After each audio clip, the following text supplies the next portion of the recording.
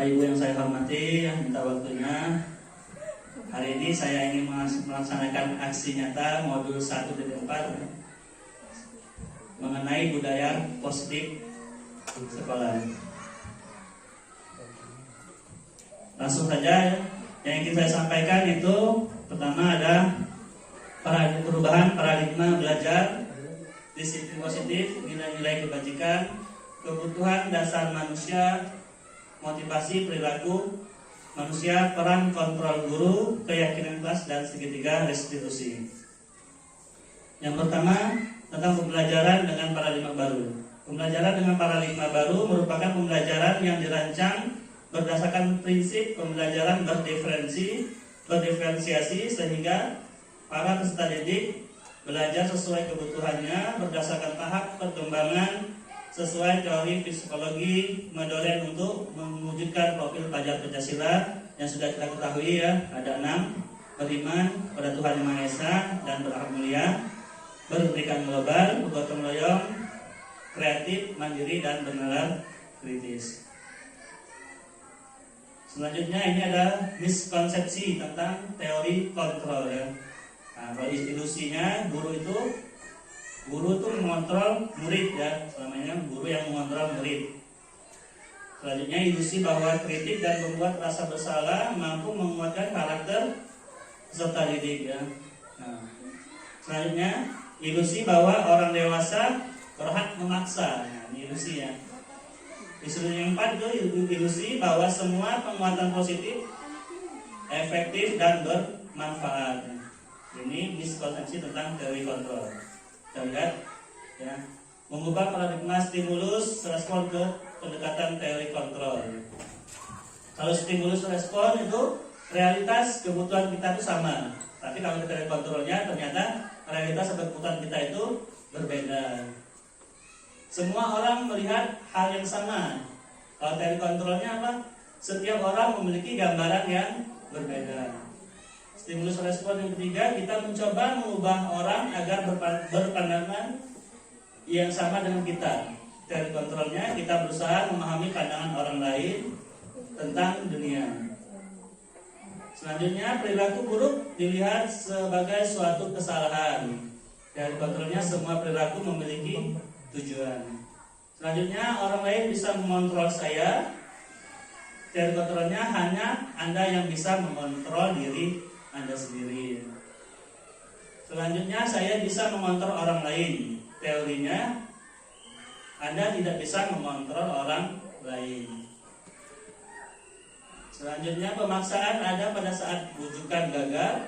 Teori kontrolnya kolaborasi dan konsensus menciptakan pilihan-pilihan baru. Yang terakhir, model berpikir menang atau kalah. Teori kontrolnya model berpikir menang atau menang. Nah, ini ya dari kontrolnya. Ya, selanjutnya tentang disiplin positif. Apa itu disiplin? Disiplin itu berasal dari kata disiplina yang artinya belajar. Disiplin mengacu pada disiplin diri yang memiliki tanggung jawab terhadap apa yang dilakukannya berdasarkan nilai-nilai yang diyakini. Nah, disiplin positif merupakan salah satu cara penerapan disiplin yang bertujuan untuk menumbuhkan kesadaran serta memberdaya peserta didik tanpa imbalan, penghargaan atau reward, ancaman atau hukuman. Sebagai pendidik ya, tujuan kita adalah menciptakan peserta didik yang memiliki disiplin diri sehingga mereka berperilaku mengacu pada nilai-nilai kebajikan universal dan memiliki motivasi intrinsik dalam perubahan perilaku ke arah yang lebih baik itu ya. Itu tujuan kita menciptakan disiplin positif. Ini nilai-nilai kebajikan ya yang harus kita terapkan ya, kepada peserta didik. Nilai-nilai disepakati bersama lepas dari suku, bangsa, agama, bahasa maupun latar belakangnya. Contoh-contoh nilai kebajikan yang sudah kita ketahui itu ada di profil pelajar Pancasila ya, beriman pada Tuhan Yang Maha Esa, berakhlak mulia, berpendidikan global, gotong royong, mandiri, kreatif, bernalar kritis. Nah, ini nilai kebajikan menurut Ibu Primary Years Program atau PIP ya. Ada toleransi, rasa hormat, integritas, mandiri, menghargai, antusias, empati, keingintahuan, kreativitas, kerjasama, percaya diri, dan kemandirian. Nah, ini harus kita bangun untuk peserta didik kita ya, rasa toleransinya, rasa hormatnya, ini harus kita bangun pada peserta didik kita. Selanjutnya itu keterampilan hidup atau life skill, dapat dipercaya, lurus hati, pendengar yang aktif, tidak merendahkan orang lain, dan memberikan yang terbaik dari dirinya. Nah, ini nilai-nilai kebajikan ini harus kita tanamkan pada peserta didik kita. Selanjutnya kebutuhan dasar manusia ya. Bukan peserta didik saja, kita juga ini ada 5 dasar kebutuhannya. Pengertiannya dulu, kebutuhan dasar manusia itu adalah segala sesuatu yang kita lakukan untuk mendapatkan apa yang kita inginkan. Seluruh tindakan yang kita lakukan memiliki tujuan tertentu, dan semua usaha terbaik yang kita lakukan adalah dalam rangka agar kebutuhan dasar kita terpenuhi dengan baik. Nah, itu kebutuhan dasar manusia.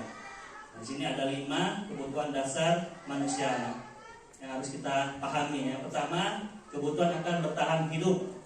Ya, kita butuh makan, pakaian, tempat tinggal, keamanan, dan kesehatan. Nah, itu kebutuhan bertahan hidup. Selanjutnya itu kebutuhan kasih sayang dan rasa diterima. Ya, ada rasa diterima, dipedulikan, berbagi, kerjasama, menjadi bagian dalam kelompok. Nah, ini rasa ini juga, kasih sayang dan rasa diterima ini harus kita tanamkan pada peserta didik kita. Kalau dia tuh diterima di sini ya, kebanyakan kita kadang fokus pada salah satu anak saja ya. Pada semuanya itu harus kita tanamkan rasa diterimanya, dipedulikan anak tadi ya. Kebutuhan yang ketiga itu penguasaan. Ya. Di sini ada harga diri, keinginan untuk dianggap, memimpin, berprestasi, diakui, dan didengar ya. Jadi peserta didik itu ada harga dirinya, keinginannya untuk dianggap.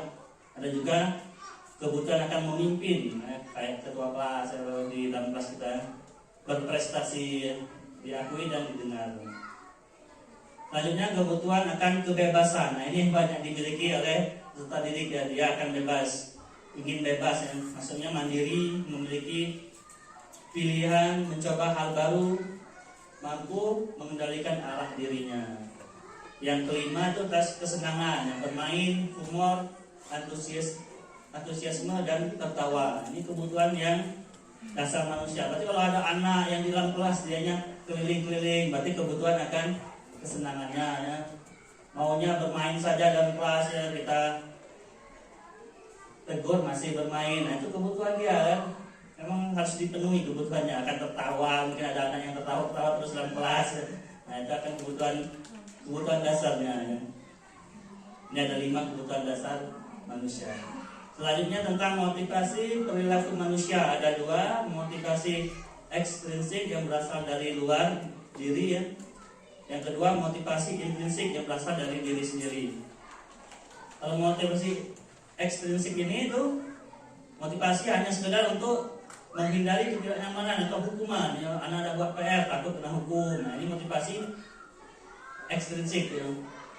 Anak tidak pakai atribut lengkap, adanya takut takut kena hukum ya. Ada ketidaknyamanan tadi. Yang kedua itu adalah untuk mendapatkan imbalan atau penghargaan dari orang lain. Dia giat belajar ingin mendapat penghargaan juara 1, dapat hadiah kan. Itu motivasi dalam diri dia, bukan motivasi yang intrinsik ya. Kalau yang intrinsik ini berasal dari diri sendiri, untuk menjadi orang yang mereka inginkan dan menghargai diri sendiri dengan nilai-nilai yang mereka percayai ya. Dia pakai atribut lengkap karena bukan takut dengan hukuman ya, karena sudah tertanam dalam dirinya. Saya ini sebagai pelajar, bahwa kata saya ini ya, harus pakai lengkap, mematuhi peraturan sekolah ya. Bukan karena takut hukuman, tidak buat PR kan. Jadi bukan karena takut dengan hukuman, baru motivasi dalam dirinya ya, saya ingin belajar yang lebih giat lagi ya, agar menjadi anak yang pintar. Itu motivasi dalam dirinya ya. Motivasi ikut lomba. Nah, kebanyakan ini anak-anak kita ini kan ikut lomba karena ingin dapat juara ya. Kadang anak kemarin kelas lomba, apa tanya Pak, saya juara berapa Pak, saya juara berapa nah, gitu ya. Makanya sekarang ini apa yang kita dihapuskan itu untuk juara 1, 2, 3 atau juara kelas kan. Nah, di sini ya mungkin ya, motivasinya berasal dari ekstrinsik, berasal dari luar, yang bukan dari diri mereka sendiri ya. Makanya tuh saran dihapuskan untuk juara 1, 2, 3 itu tidak boleh lagi diberikan kepada anak ya.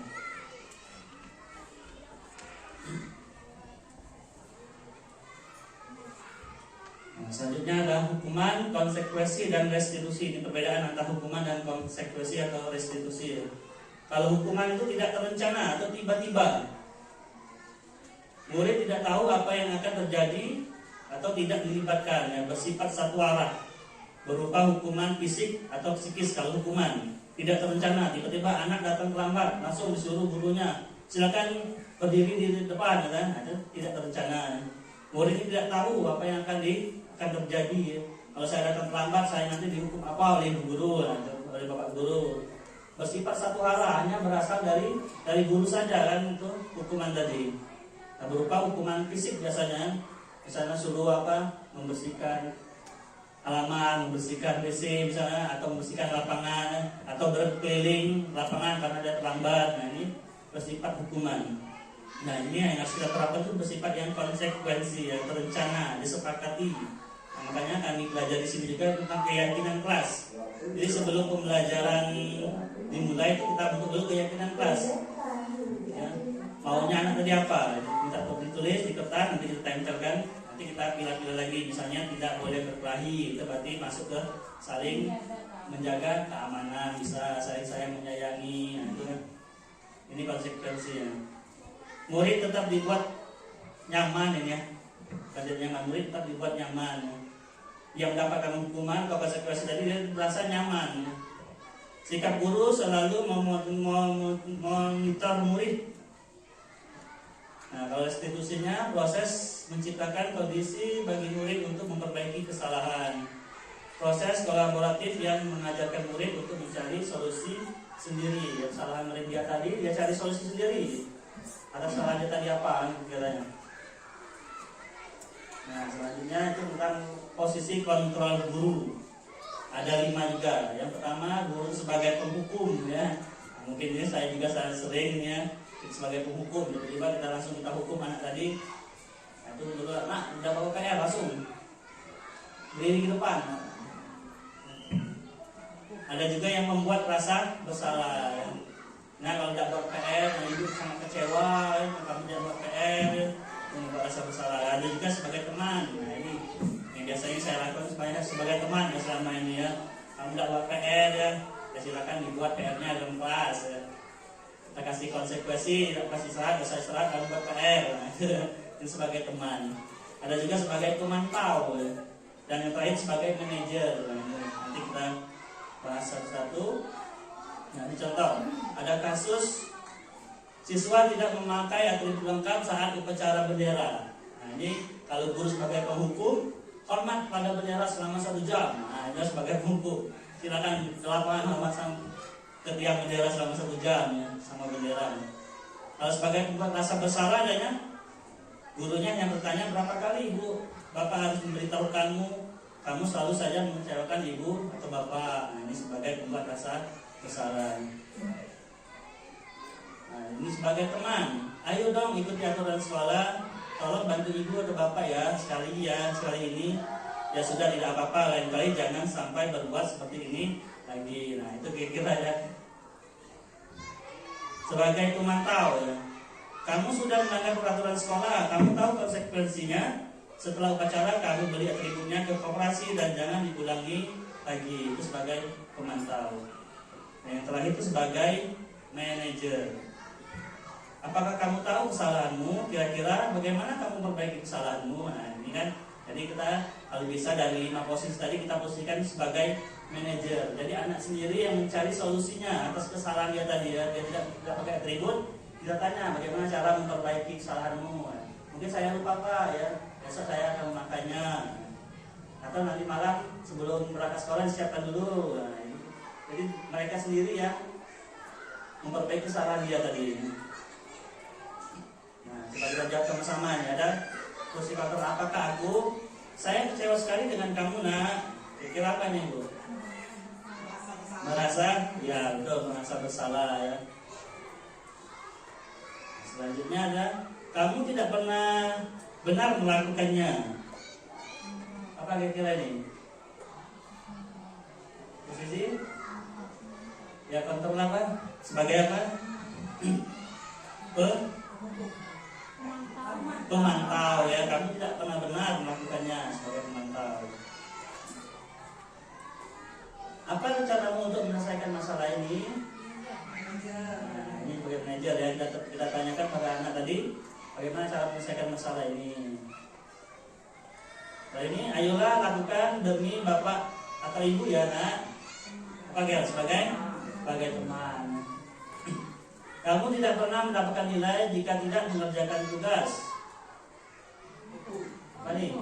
Oh hukum ya. Itu ya yang 5 posisi kontrol. Selanjutnya tentang pembentukan keyakinan kelas. Ini bersifat abstrak berupa pernyataan universal dibuat dalam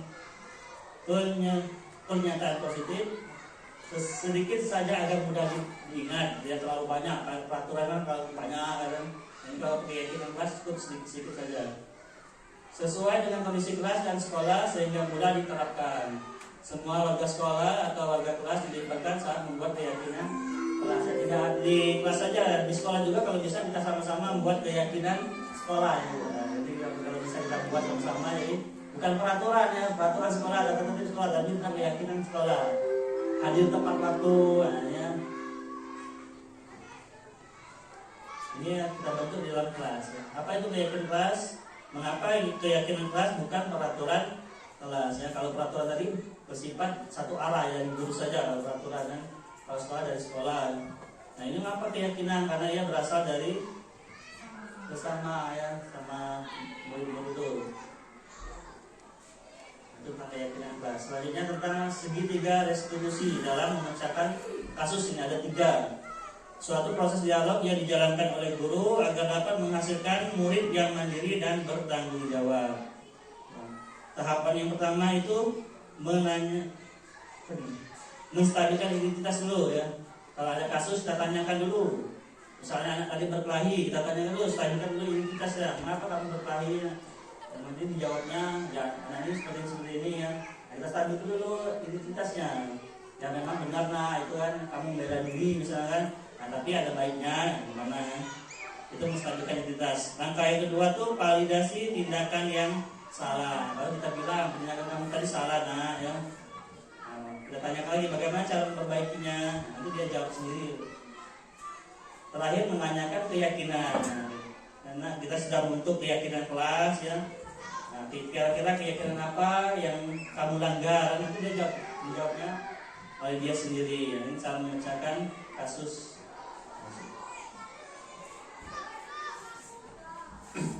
Ini yang menstabilkan identitas. Berdasarkan prinsip membuat kesalahan adalah bagian dari proses pembelajaran. Nah, ini ya kira-kira ini pertanyaan yang kita lontarkan ke anak ya.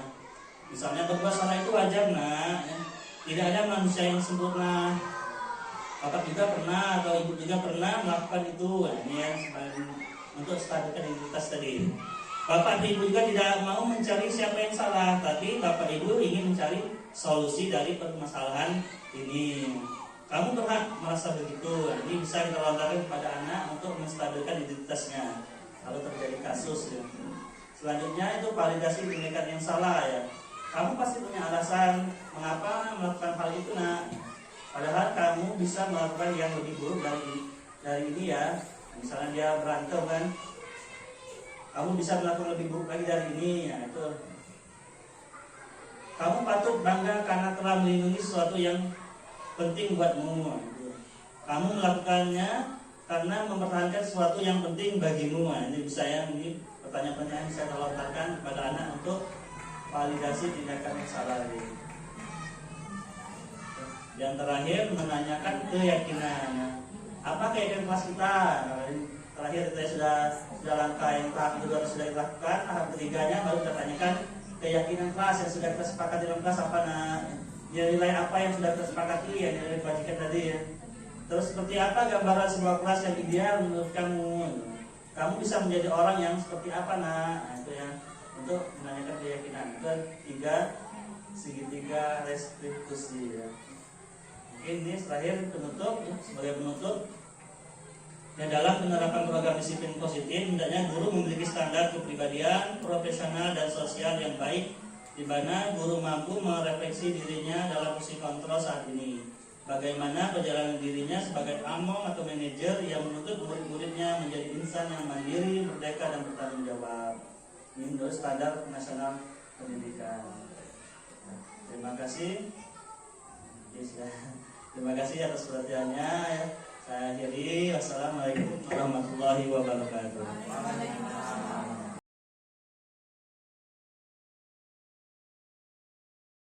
Assalamualaikum warahmatullahi wabarakatuh. Waalaikumsalam warahmatullahi wabarakatuh.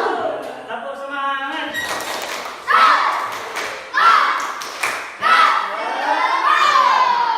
Ya, hari ini kita akan membuat suatu keyakinan kelas ya, atau kesepakatan kelas. Ya, apa yang akan kita yakini atau kita sepakati sebelum pembelajaran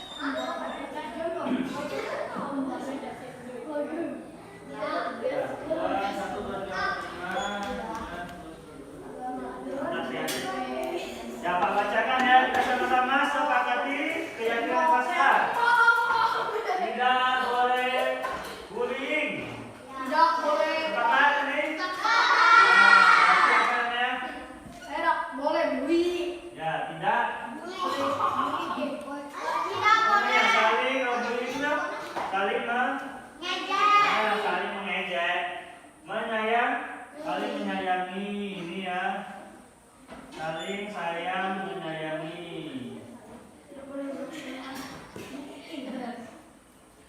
Ya, kau tidak bullying ya.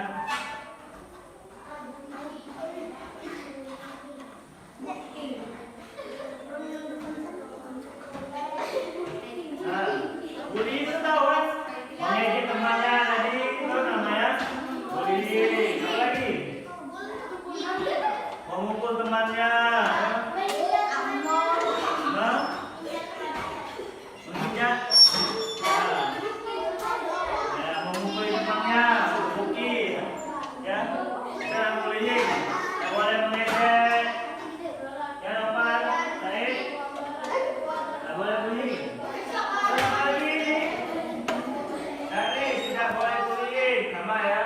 Tidak boleh berkelahi, harus saling menyayangi. Masuk berkelahi, masuk ke bullying, saling sayang menyayangi. Tidak boleh berkelahi, saling menghargai. Sudah masuk ya. Saling menghargai ya. Saling menghargai. Menghargai sesama teman ya.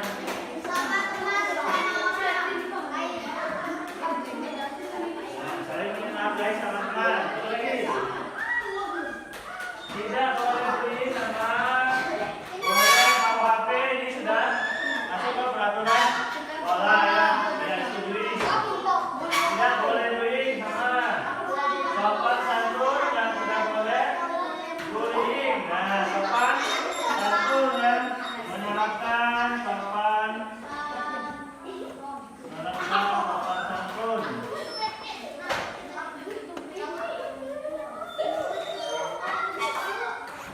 Apalagi tidak boleh bullying sama tidak boleh berkelahi atau bullying ya. Belajar dengan sungguh. Belajar dengan sungguh. Dengan sungguh-sungguh. Setuju ini belajar dengan sungguh-sungguh? Ya, aku keyakinannya saya yakin akan belajar dengan sungguh-sungguh. Apalagi belajar tidak boleh terlambat ke sekolah. Setuju itu? Nah, atau hadir tepat waktu. Boleh terlambat. Ya, kalau kita akan berikut, insya Allah kita akan terlambat.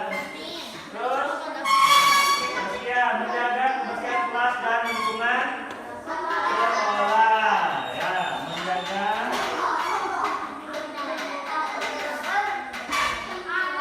kebersihan kelas dan lingkungan sekolah.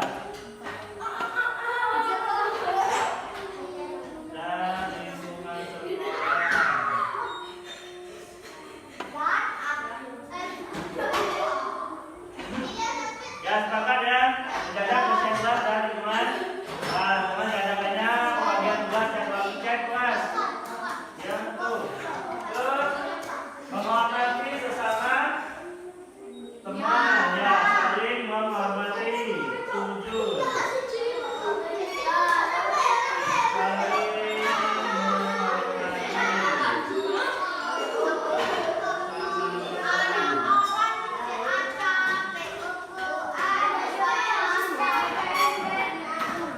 Apalagi apa? Saling menyayangi sudah, datang sewaktu sudah, tidak boleh bullying sudah, datang sewaktu dan pulang tepat waktu ya, datang tepat waktu sama hadir tepat waktu. Saling menghargai datang tepat waktu, tidak boleh bullying sudah, sama saling menghargai datang tepat waktu ya. Jadi ada berapa poinnya? Ada 7. Kita baca sama-sama, ayo 1.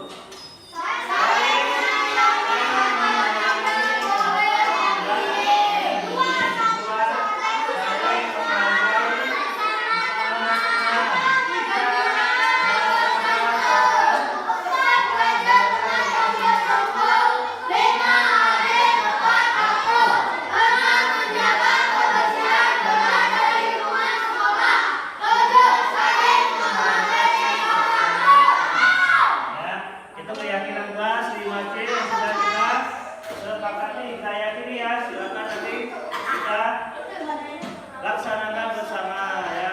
Terima kasih ya. Dan sini untuk pembentukan kegiatan kita hari ini. Wassalamualaikum warahmatullahi wabarakatuh.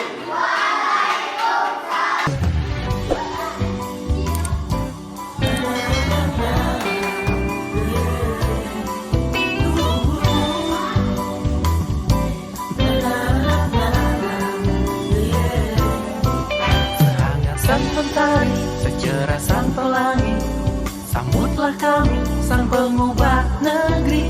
Bergerak pasti, berbagi dan mengabdi, religi dan mandiri, solusi untuk negeri. Bergerak cerdaskan bangsa, gotong royong dalam satu irama. Merdeka belajar siswa, cerdas dan berkarakter Pancasila. Taklukkan rintangan yang ada, percaya yang kuasa guru penggerak akan selalu ada untuk siswa Indonesia bahagia.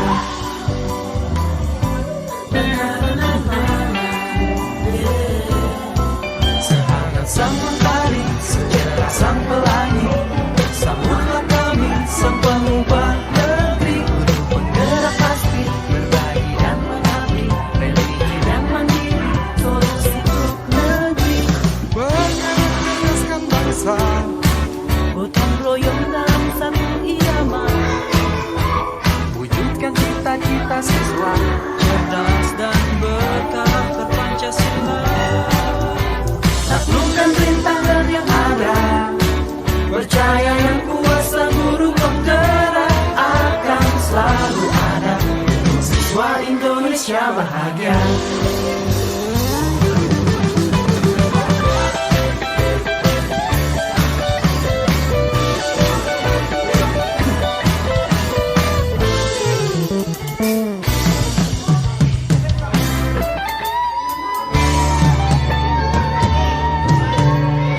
Bergerak cerdaskan bangsa, gotong royong dalam satu irama. Merdeka belajar siswa, cerdas dan berkarakter Pancasila. Taklukkan rintangan yang ada, percaya yang kuasa guru penggerak akan selalu ada untuk siswa Indonesia bahagia.